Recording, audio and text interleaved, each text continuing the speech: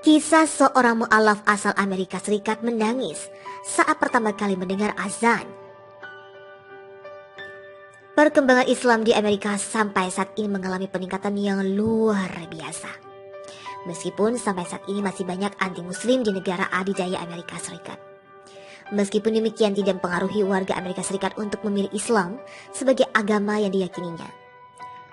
Mereka berbondong-bondong masuk Islam, diikuti berbagai latar belakang mulai dari artis, aktor, intelektual, ilmuwan, dan Islamofobia atau pembenci Islam.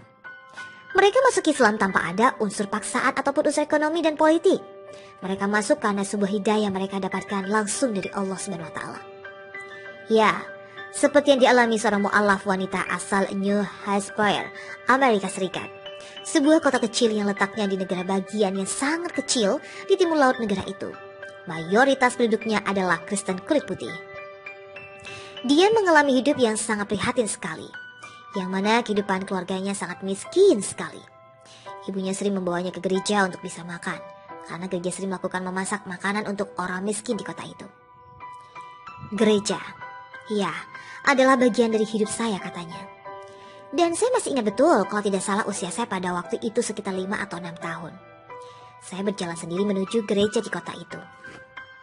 Orang-orang gereja menuntun saya di bawah naungan mereka.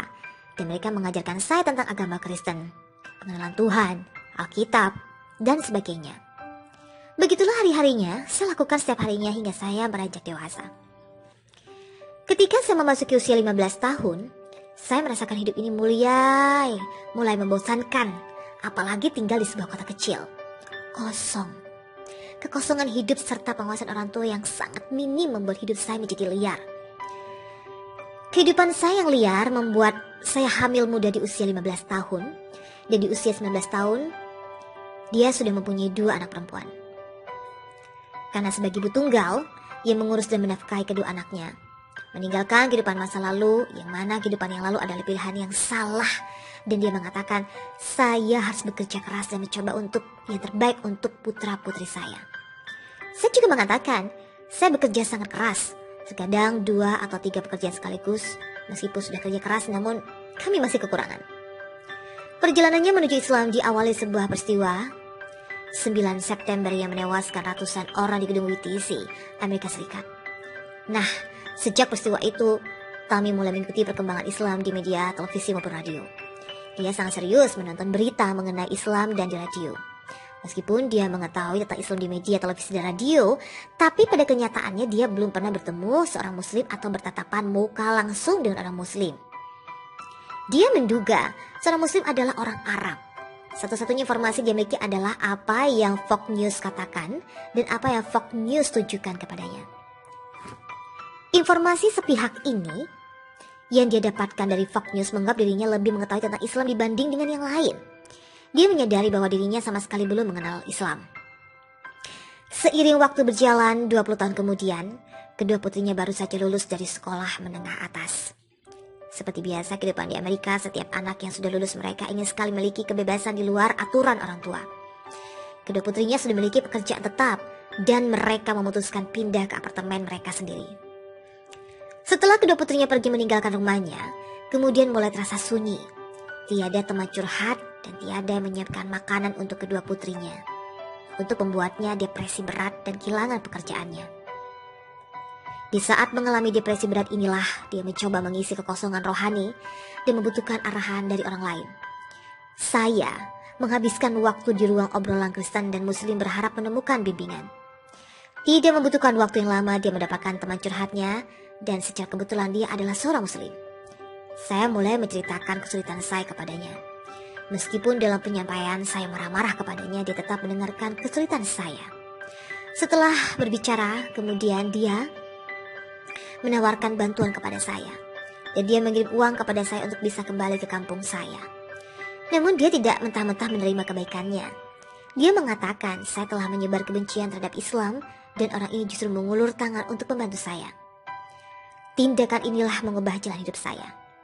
Setelah kembali ke kampungnya, dia merasakan beban berat yang di pundaknya mulai menghilang. Hatinya mulai berubah. Saat itu dia mulai menonton video-video tentang Islam, khususnya kisah-kisah mu'alaf.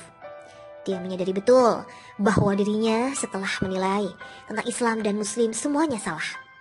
Perlahan dia mulai memahami Islam dan bisa menerima Islam. Sebulan kemudian saya menjelaskan kepadanya, yaitu Muslim, bahwa saya sedang belajar tentang Islam. Dan obrolan itu dia mengundang saya untuk datang ke Mesir tempat asalnya. Tanpa ada keraguan dia berangkat ke Mesir. Setiba di Mesir saya sangat kagum. Mesir tidak seperti yang pernah saya alami sebelumnya. Dia menangis setelah mendengar azan di Mesir. Dilihatnya orang-orang berdoa di jalan-jalan, di toko-toko, dengan orang lain dimanapun mereka berada, mereka berdoa. Dia menangis menyaksikan itu. Mereka tidak malu dengan kasih mereka kepada Tuhan. Aku ingin itu, katanya. Islam sendiri mempunyai struktur seperti sholat 5 waktu. Tidak boleh minum alkohol dan seks bebas. Alkohol membuat hidup saya berantakan. Alkohol tidak membawa kebahagiaan. Setelah 1 minggu di Mesir, dia mengucapkan 2 kalimat syahadat. Setelah masuk Islam, hidupnya mulai berubah. Yang dulunya hidupnya bersama alkohol, bebas kini sudah berhenti. Dia berpesan, kebaikan yang Anda berikan dapat mengubah hidup seseorang. Berbuatlah kebaikan kepada orang lain. Kisah seorang mu'alaf asal Amerika Serikat menangis saat pertama kali mendengar azan. Perkembangan Islam di Amerika sampai saat ini mengalami peningkatan yang luar biasa.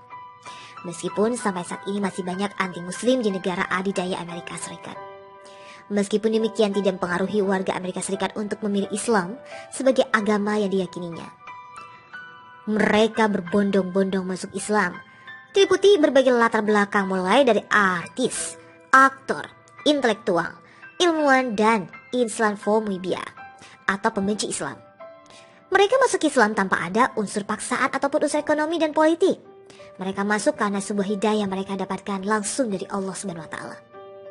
Ya, seperti yang dialami seorang mu'alaf wanita asal New Hampshire, Amerika Serikat. Sebuah kota kecil yang letaknya di negara bagian yang sangat kecil di timur laut negara itu. Mayoritas penduduknya adalah Kristen kulit putih. Dia mengalami hidup yang sangat prihatin sekali, yang mana kehidupan keluarganya sangat miskin sekali. Ibunya sering membawanya ke gereja untuk bisa makan, karena gereja sering melakukan memasak makanan untuk orang miskin di kota itu.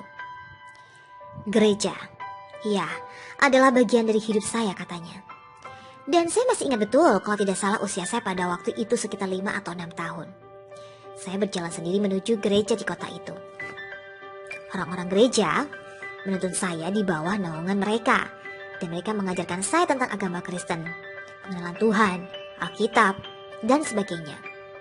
Begitulah hari-harinya saya lakukan setiap harinya hingga saya beranjak dewasa.